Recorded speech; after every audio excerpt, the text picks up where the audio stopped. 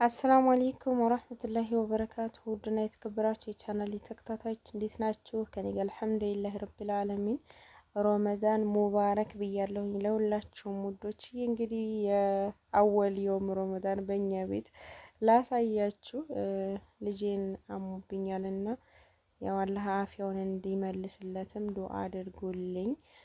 እና ያው በሱ ቢዚ ስለነበርኩ ዛሬ ስለተጠመድኩኝ በቃ ህፃን ልጅ ሲታመምባችሁ እንዴት ነው የሚያሳስበው? ሁላችሁም ታውቁታላችሁ። እና በጣም ሲነጫነጭ ይሆናል አይደለ? እንትን ይላቸዋል፣ አመላቸውን ስት ያደርጋቸዋል። እና ሲነጫነጭብኝ ምን መስራት አልቻልኩም። የሚገርማችሁ ነገር ዛሬ የድካም ውሎ ነው። የመጀመሪያም ቀን ታውቃላችሁ፣ እንኳን ልጅ ታሞባችሁ። እና እንደምታዩት ምስር ወጥ እየሰራው ነው።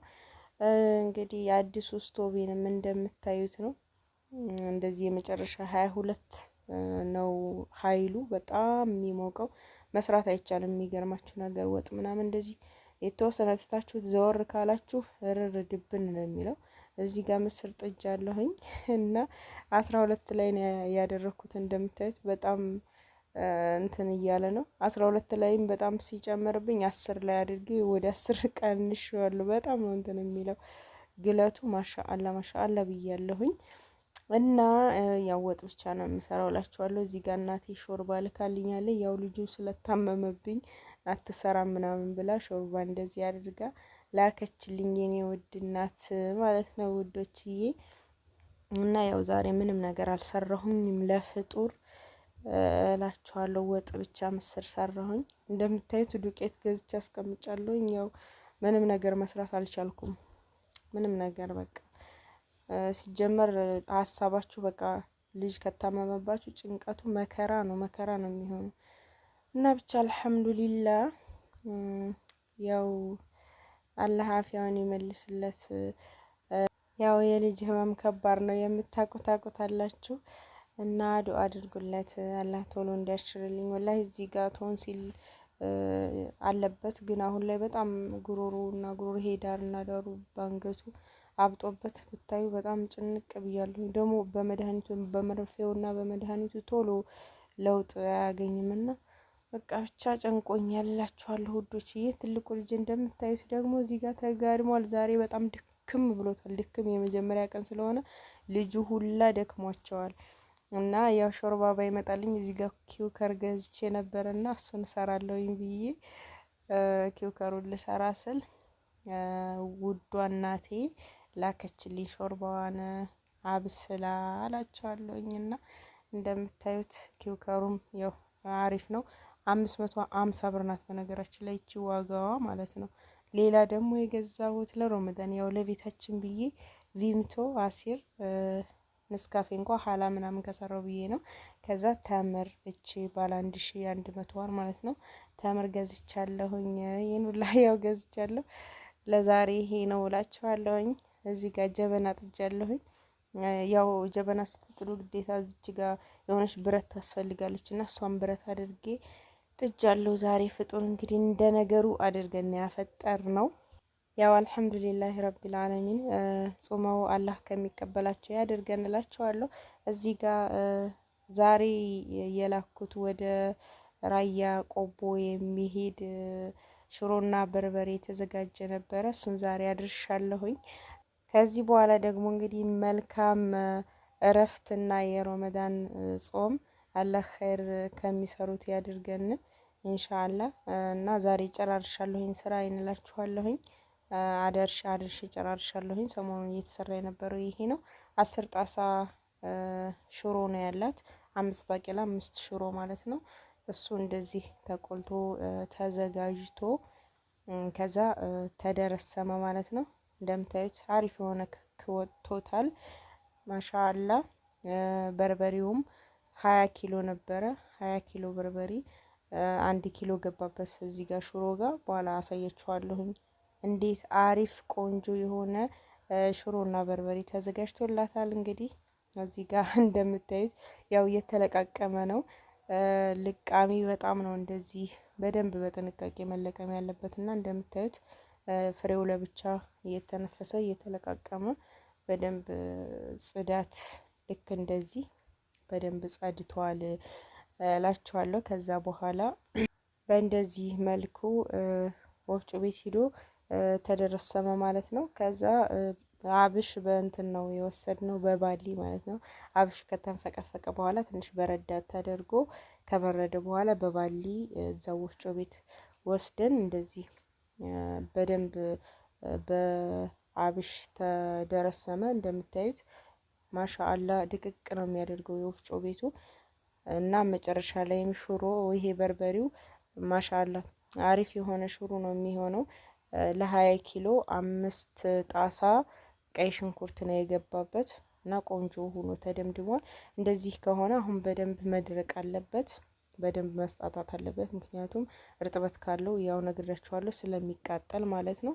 እዚህ ጋር ደግሞ ሽሮው ነው። ይሄ ሽሮ ከተደረሰመ በኋላ እንደዚህ በደንብ ቆንጆ ሆኖ በምታዩት መልኩ ተደምድሟል። በጣም ነው የሚያምረው ሳይፈጭ ራሱ በርበሬው ያው ድቅቅ አድርጎ እንትን ስለሚያደርገው ማሻአላ በጣም ነው የሚያምረው። ከተፈጨ በኋላም በደንብ አሳያችኋለሁኝ። እንደምታዩት በጎንና በጎን ሽሮና በርበሬው ተሰጥቷል። ያው እንደነገርኳችሁ ግቢ ያስፈልጋል ያልኳችሁ ለዚህ ነው። ከኛ ቤት ግቢ ሲያጥር እንደዚህ ደግሞ ከጎረቤት እንደዚህ አድርገን እናሰጣለን እና በጣም ብዙ ቦታ ነው የሚፈልገው።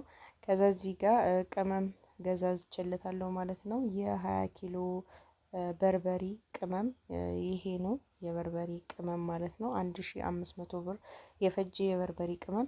የትናንትናውንም ቪዲዮ አላያችሁትም? ብዙ ሰው ያው አላየውም መሰለኝ። ያው ስራ የሚሰራ ሰው እንደማታበረታተው አውቃለሁ በዚሁ አጋጣሚ እና ብዙ አልታየም ቪዲዮ ግን የ5 እንትን ቅመም እንደዚህ ይሄን የሚያክል ነበረ። ያው ሁለቱም 20 ኪሎ ስለሆነ አንድ አይነት ቅመም ነው የተገዛው፣ መጠኑ አንድ አይነት የሆነ ማለት ነው። እና ይሄ 1500 የጨረሰው ቅመም ነው ማለት ነው ውዶችዬ።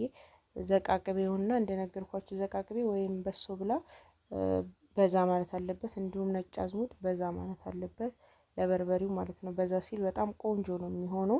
እንዲሁም ኮረሪማ፣ ከምንም በላይ ኮረሪማ ሲገባበት በጣም ቆንጆ ይሆናል። እንደምታዩት ገውዝም ኮረሪማም ከሁለቱም ነው ያደረኩበት።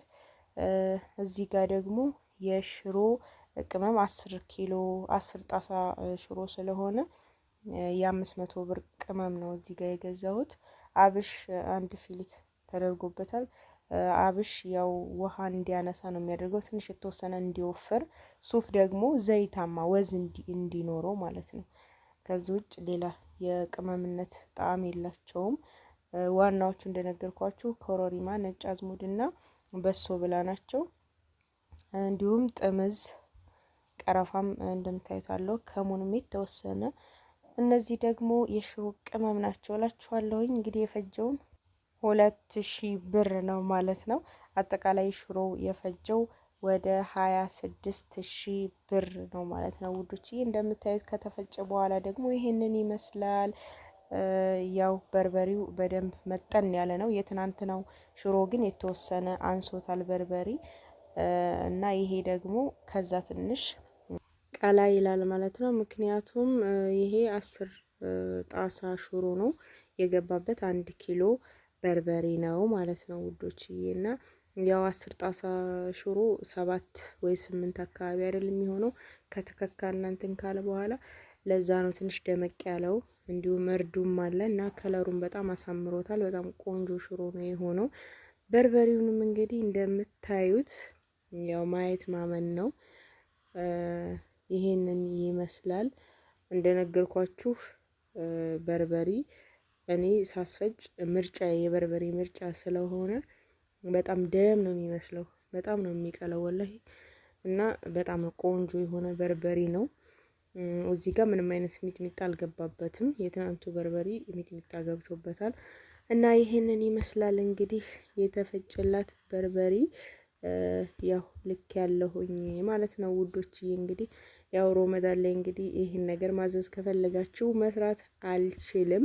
ከሮመዳን በኋላ ደግሞ ኢንሻአላህ ማዘዝ ትችላላችሁ ማለት ነው ውዶች። የዛሬ ቪዲዮ እንግዲህ ይህንን ይመስል ነበር። ላይክ፣ ሼር፣ ሰብስክራይብ ማድረጋችሁን አትርሱ። አስተያየት ካላችሁ ኮሜንት ላይ አስቀምጡልኝ። በቀጣይ ቪዲዮ ኢንሻአላህ አሪፍ አሪፍ በአዳዲስ የምግብ ቪዲዮዎች እመጣለሁኝ ማለት ነው። እስከዛው አላህ ሰላማችን ብዝት ያደርገው፣ ሀገራችንን ሰላም ያደርግልን። አሰላሙ አለይኩም ወራህመቱላሂ ወበረካቱ።